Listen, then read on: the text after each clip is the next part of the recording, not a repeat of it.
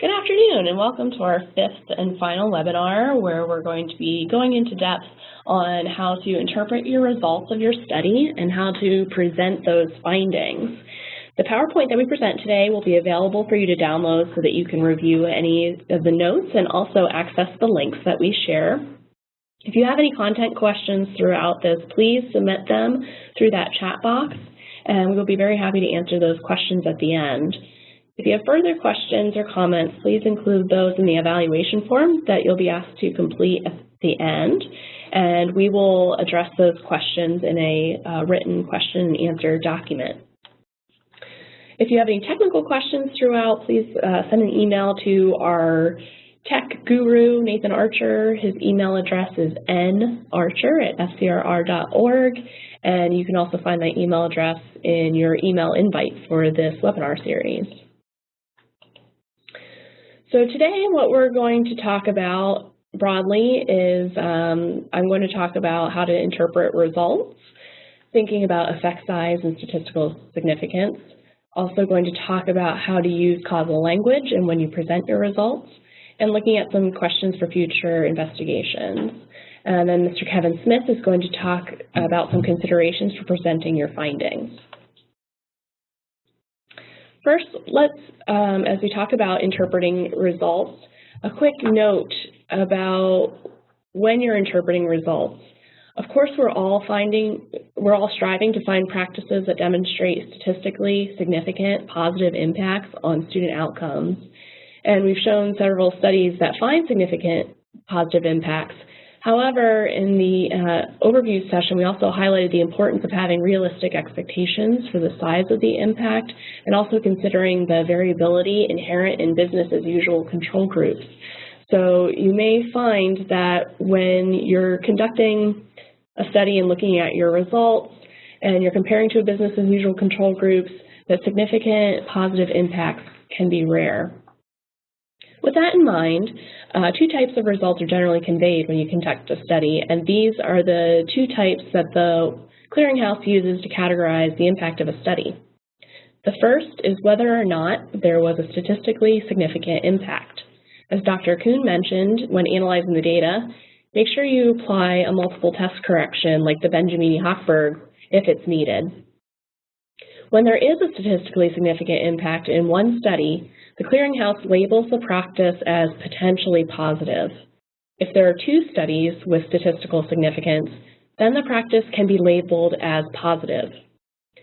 The field in general seems to be moving more towards primarily describing impacts in terms of practical significance as well as the statistical significance.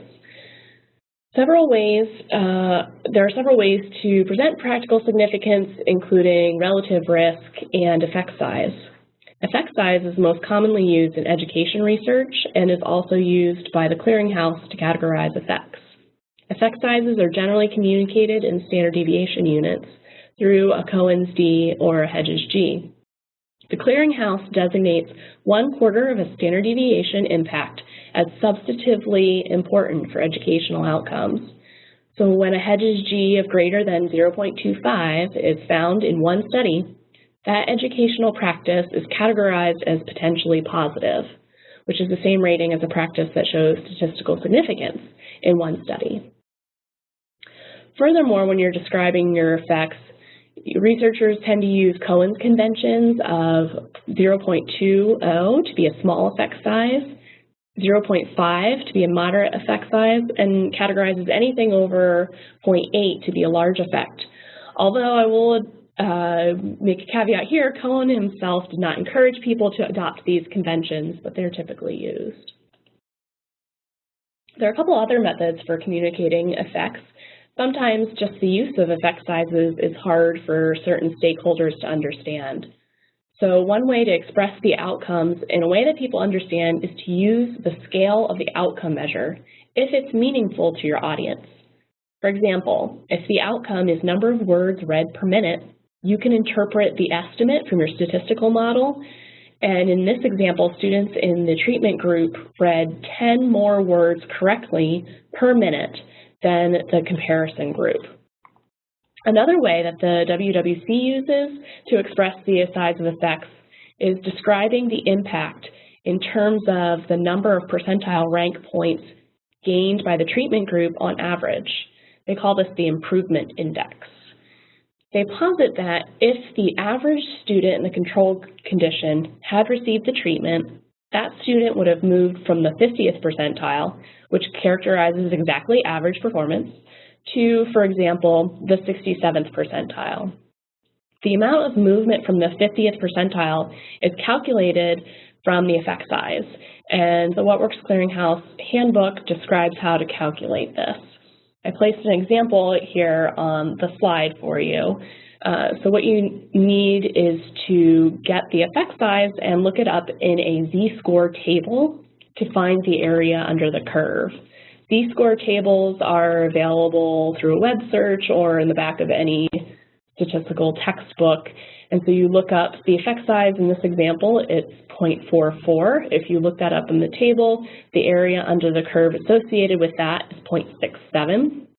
The improvement index is then calculated by subtracting the 50th percentile, 0.50, from that area under the curve, which is 0.17, and multiplying by 100% to get the 17th percentile. So that's where you see the 50th percentile to the 67th percentile. An important note here is the improvement index can only be used with an outcome that has normal distribution and homogeneity of variance.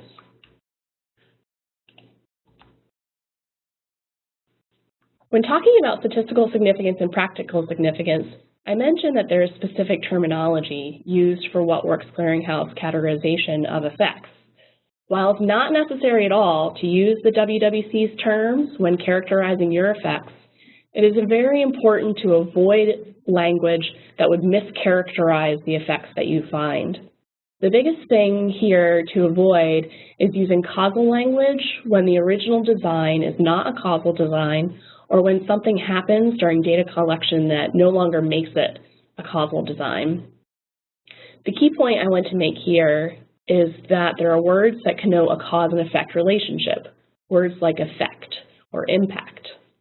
Causal designs, that is, randomized control trials, quasi-experimental designs, and regression discontinuity designs that are implemented without any problems, these studies are usually said to have a positive impact. The WWC makes a critical distinction, though, between these studies.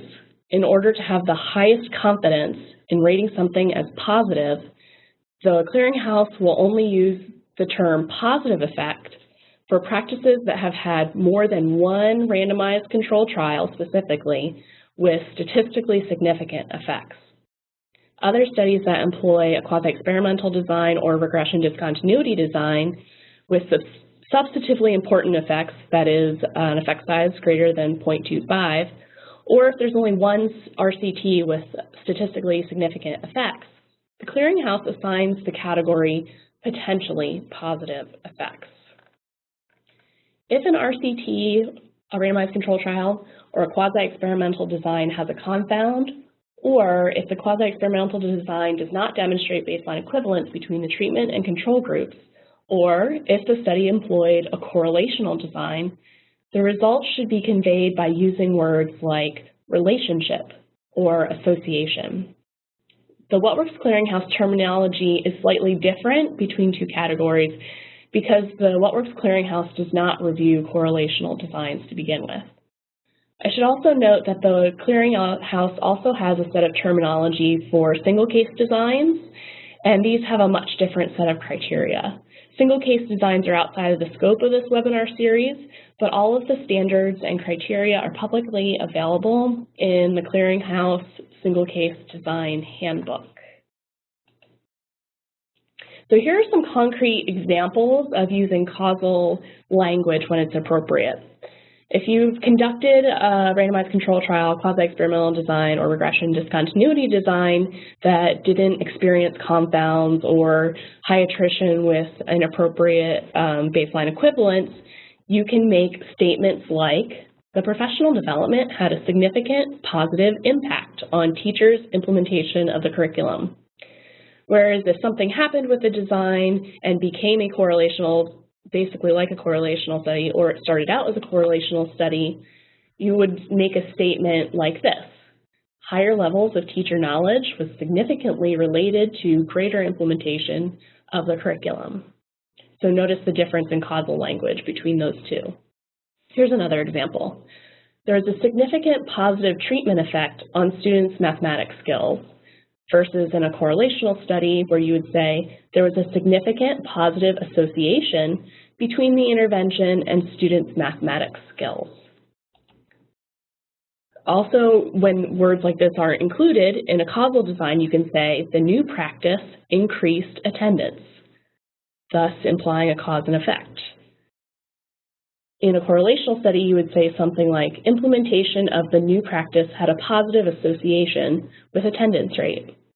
And of course, correlations can go in the other direction as well. So you can say in a causal design, the treatment decreased the suspension rate. And in a correlational design, the treatment had an associated decrease in suspensions. Okay, you've conducted this huge study. You figured out how to characterize your results. Great work. Now what's next? There's always a next step. If you have the great fortune of finding positive effects, typical next steps include things like sustainability, replication in different settings and with different populations, and finally scale up to additional grade levels, specific student subgroups, or different teachers and content.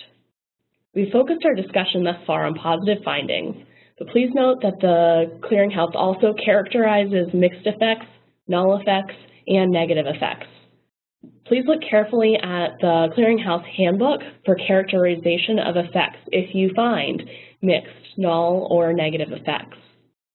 Regardless of the effects that you get, continued investigation is very important for others who want to replicate your work or to scale up this practice that you've researched.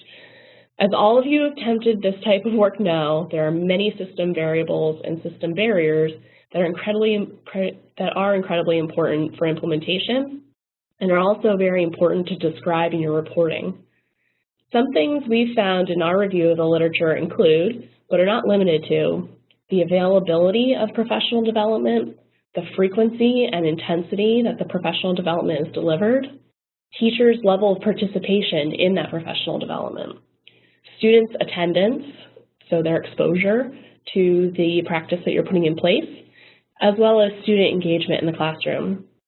Dr. Foreman also mentioned in her work that looking for moderating variables has been absolutely critical in her research. So let's look at an example in another area about that. This study is of professional development that met What Works Clearinghouse standards without reservations, which is the highest rating, and they also included some moderating variables in their investigation. As you can see in this graph of effect sizes that were found in the study, they had 4 different schools with different sizes of effects. South Middle School, for example, had a 0.34 effect in reading fluency, while North Middle School had a negative 0.04 effect in fluency.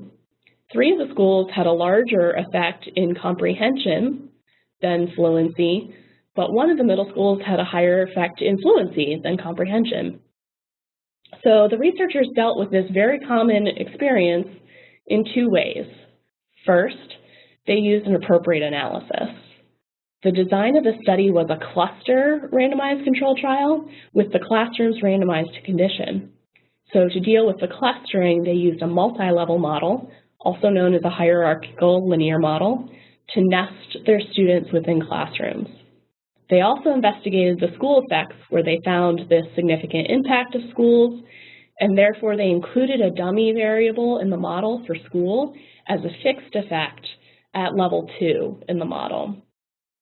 The second thing they did is to explore several different student-level moderators that may have had a significant role in characterizing the outcomes.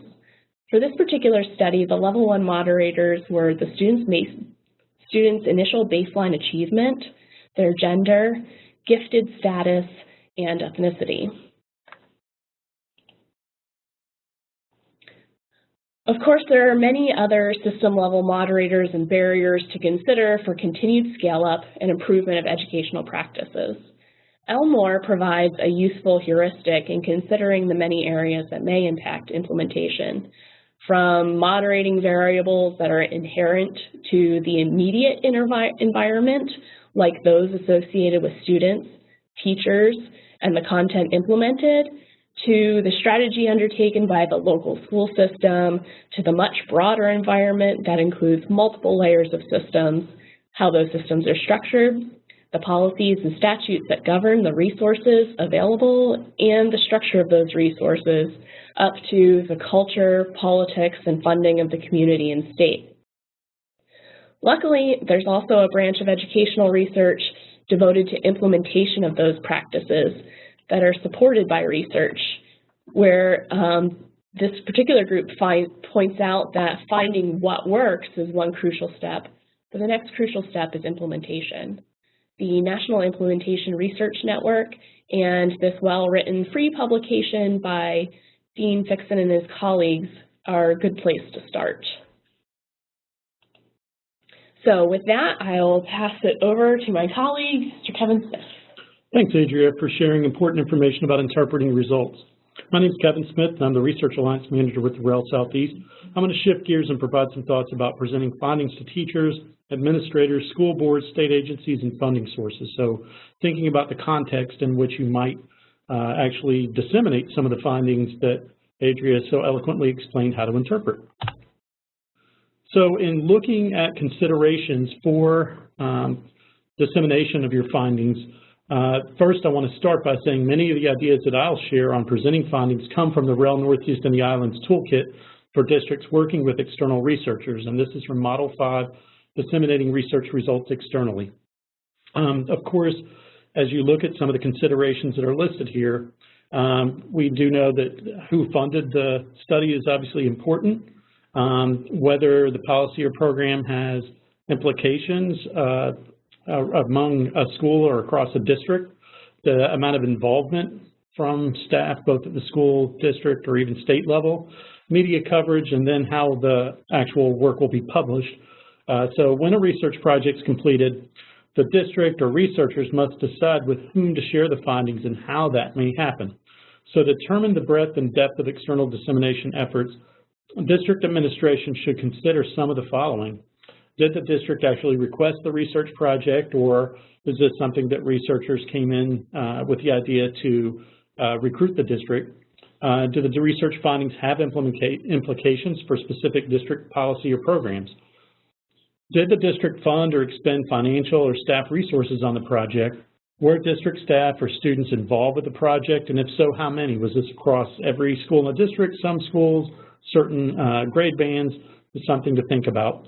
Does the research project address a high-profile issue in the district, for example, student safety, teacher effectiveness, academic outcomes, or racial or gender achievement gaps?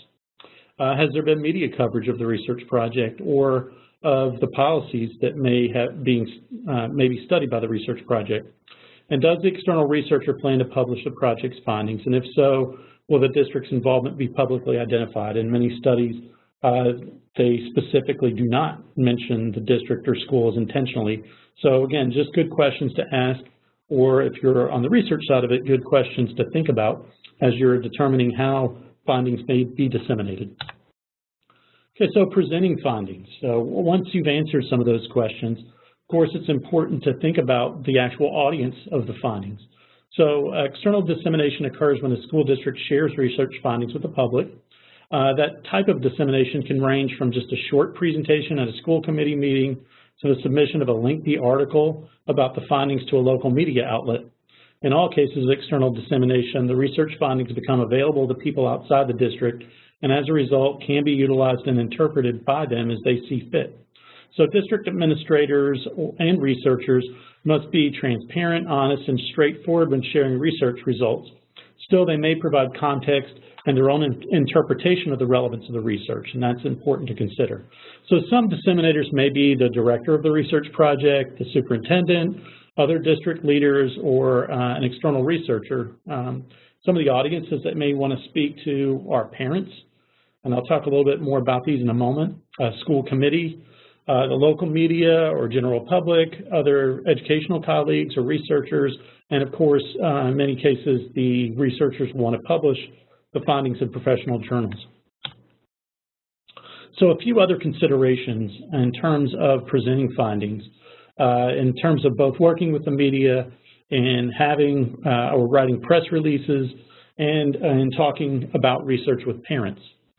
So in thinking about sharing findings with the media, districts that wish to share research findings with the media can reach out directly to a reporter, editor, or producer.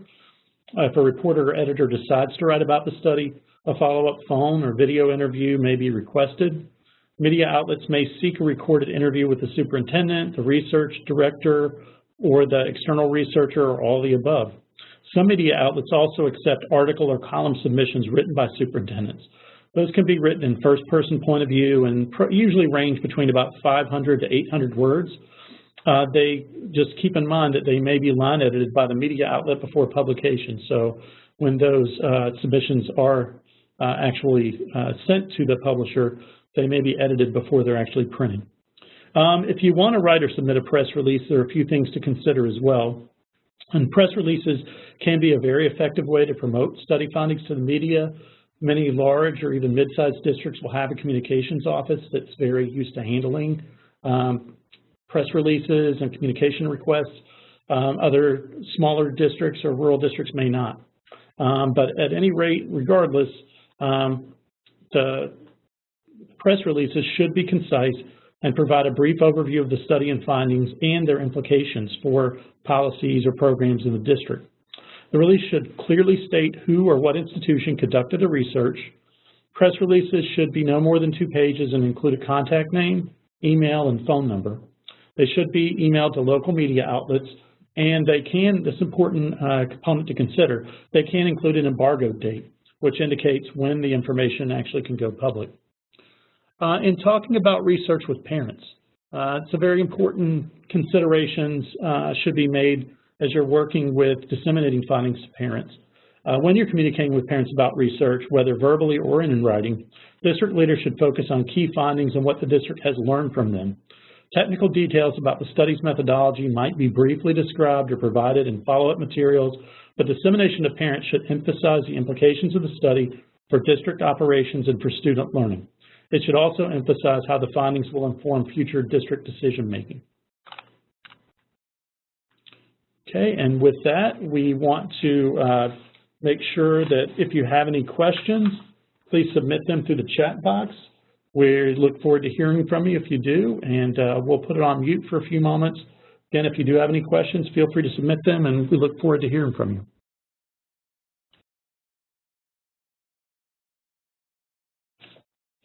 Great, we got a question about the PowerPoint availability. The PowerPoints will be available on the REL Southeast website, and those should be available this afternoon. Also, each individual webinar was emailed out the day of the webinar, and this one will be emailed out again, and you'll be notified that they'll be on the website. And I'll go ahead and type in our website address in the chat box for you to take down right now as well.